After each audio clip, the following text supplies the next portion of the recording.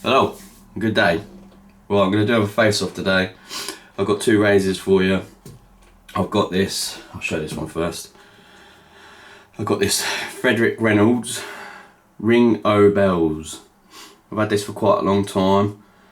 It's been on and off my hones, and I thought I got it ready once and was going to progress to a finisher, but then under the scope I realised the very edge, which is sometimes the case, like when you get to the higher stones, when you look at the edge under a microscope it gets a bit bitty, and it's just where you ain't really chased the very edge all the way to the very edge, but you can only really see it under a scope.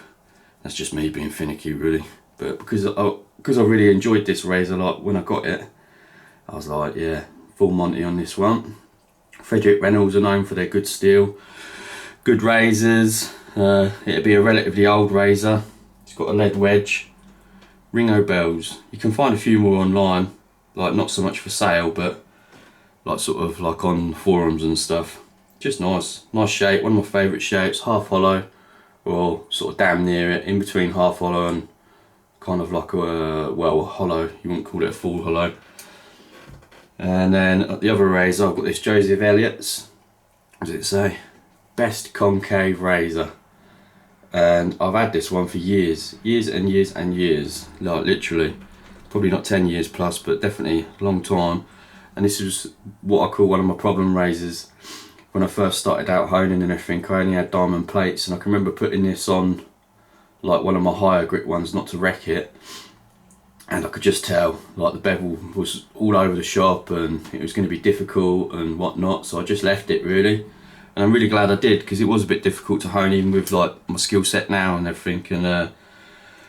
And brilliant steel. Joseph Eliot's were known again for their steel. They're one of the ones that I'm like near shore imported a lot of iron ore. Sorry, yeah, no, is it iron ore?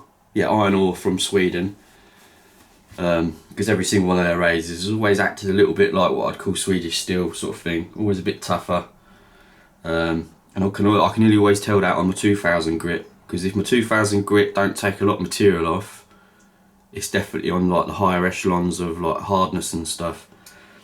I remember having a Geo Wolstenholme years ago, and that the 2000 grit wouldn't touch it. It really wouldn't. It was basically just polishing it.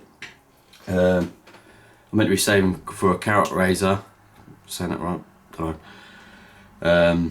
But then lo and behold, somebody's put a freer door up, J.A. Engels, that has tempted me, so I've got one of them coming. So I've got one freer door, and I always wanted to get two freer doors, like the stainless steel versions of the J.A. Engels, because they're a decent blade as well, like they hold a good edge and everything. Really impressed with the one I've got, which is, I think, is a 72, what is it, it's a 72 something. It's the one with like it almost looks like laser etching on the spine. I think they were predominantly for the Japanese market. And I always wanted to get two freer doors, so then I can make a little leather kind of case for them, and they can be my travel set, so you don't have to worry about the rust as much kind of thing, like you do, because they do rust still, but yeah. And then lo and behold, somebody's put a 17 up, 17 and a half with a round nose tip, and 17s, to me, are damn near like the perfect razor, because like I love my Philly or my other 14s and everything, but they can be a tiny bit big, if you know what I mean, but I do love them, favourites. But I think the 17 is just that perfect compromise between the two, because it's still got real big heft to it, feels like a big razor, but it's just really manoeuvrable. And the other 17 I've got is a J.A. Engels, and that's the carbon version, so I'm going to end up with the carbon version and the stainless steel, so it's pretty cool. Paid a pretty penny for it, let's put it that way. More than I like to pay for a razor, but hey, it'd be one of my lifetime razors. Right, what have I done with that? There we go. Going to be shaving with the old British leather today.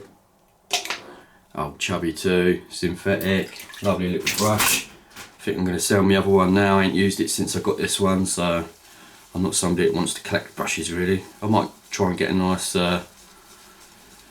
badger brush at some point when, I don't know, I win the lottery. But let's give it a whirl. yeah, I'm excited to shave with that Ring O'Bells and the Joseph Eliots as well. Like I said, a long time I've had that. I'm so pleased that I realised even back then that it was just way above my skill set of the day, of the time, because I'd have definitely ruined that razor, that is for sure. So I emailed Mr. Ulrich from Carrot Razors and asked him if he could make me a blade without the scales, like just as. Hang on, I just got to turn the tap on.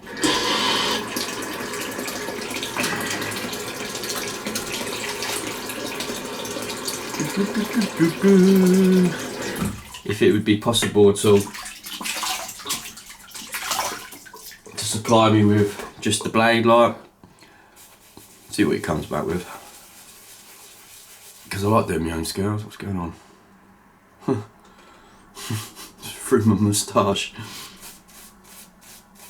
Yeah, so I like doing my own scales really, and because I've got like a bit of a style going on with my keepers and stuff, I wouldn't mind, well, basically keeping that going in a way.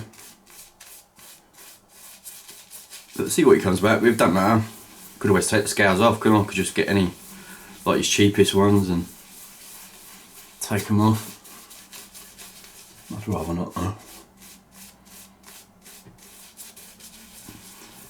But then I ain't really delved into his scale options, so you never know, I might come across something I really like anyway.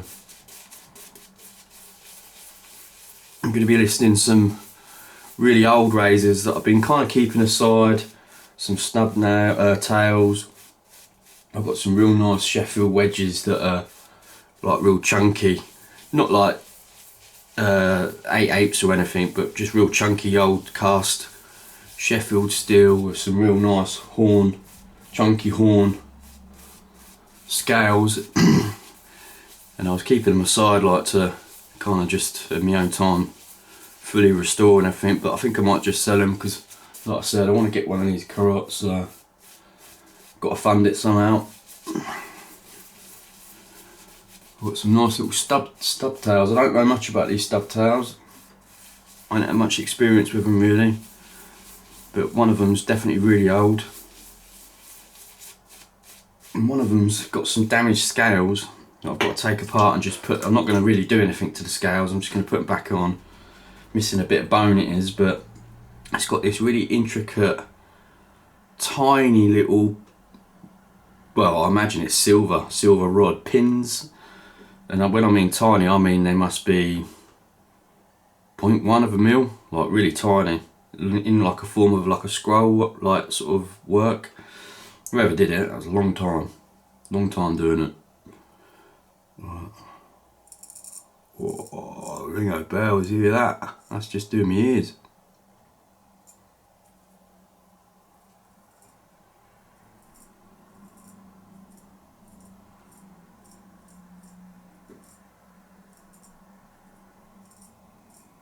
Fluffy hair. Did I get it? I think I did. Right. Well, I thought it was going to be a bit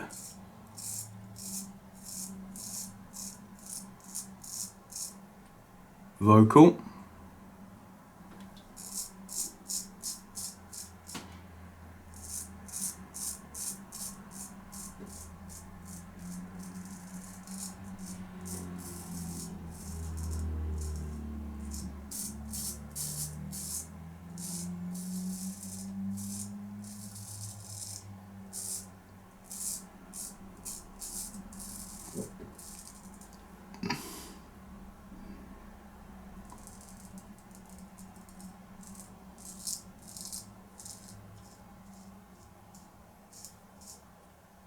Yeah, it is quite vocal as well. It's got a nice sound to it. It's quite a stiff blade, like I said, sort of earring on the side or half hollow. Quite a stiff blade. It's nice.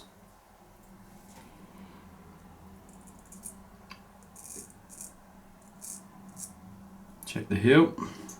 Heel's all good.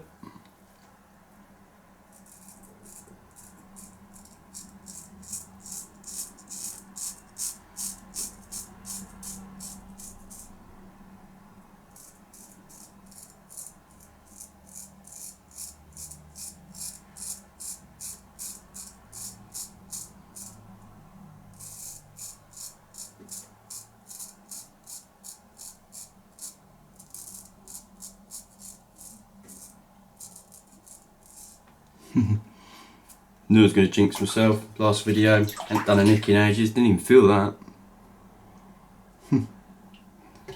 Didn't even feel that one. Sod's law they call that, innit? Eh? That's why you should never do it to yourself.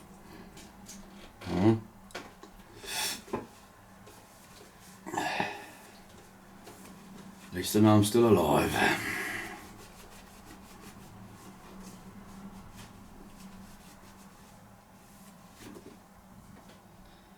Yeah, it's nice. Tiny little bevel it's took on it. Ring O'Bells. Come out with some good marketing gimmicks all the way back then, didn't they? This is the Joseph Eliot's.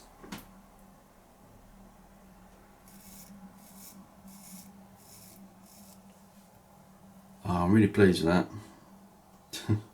Long time in the making.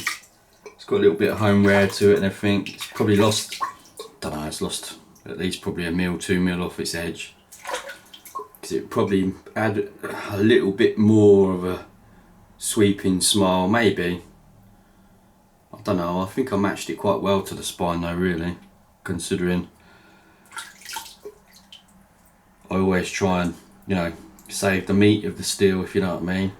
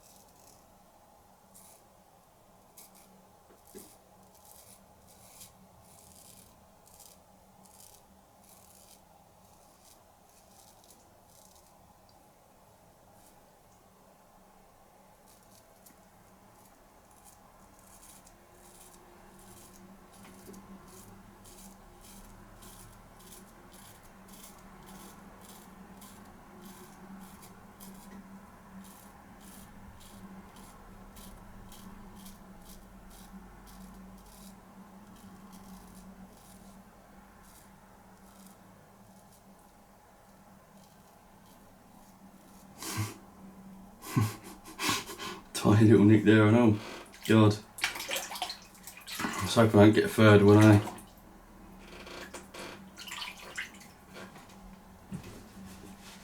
It's very different, which I kind of expected. Basically shaves a bit like a wedge. It kind of, I always call them wedge types when it goes past half hollow. To me, they're just like a wedge type, especially in terms of experience.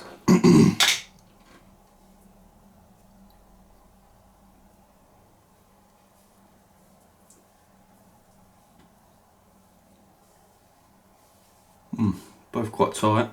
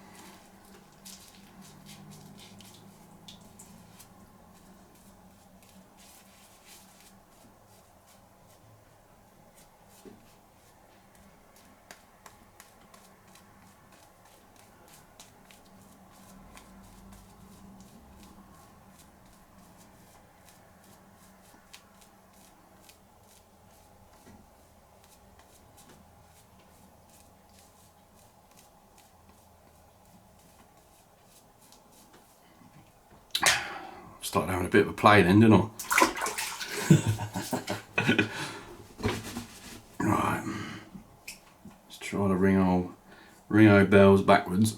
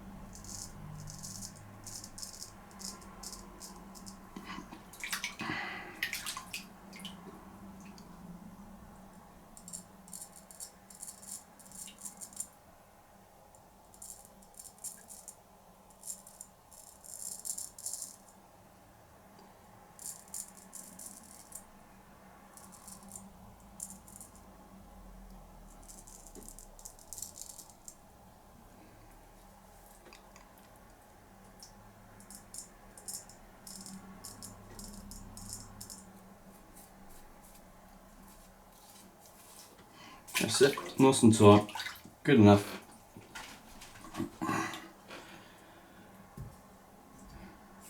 Mr. Joseph Eliot.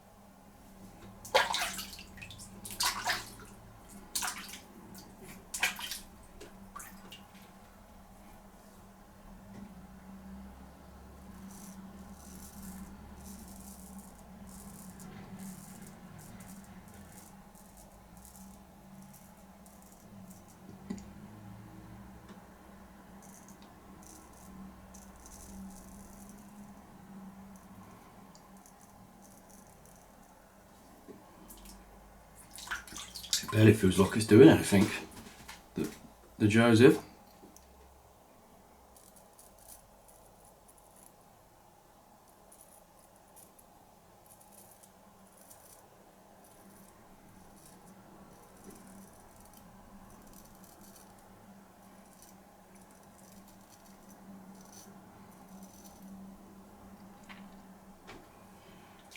And that's your lot.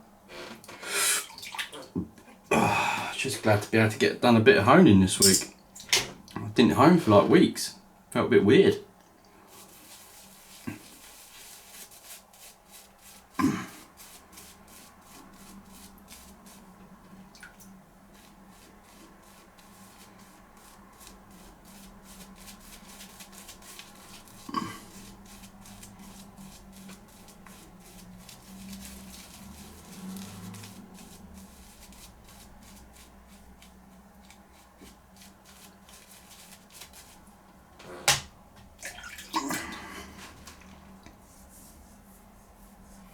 I think the Ring O'Bells definitely got it a bit tighter.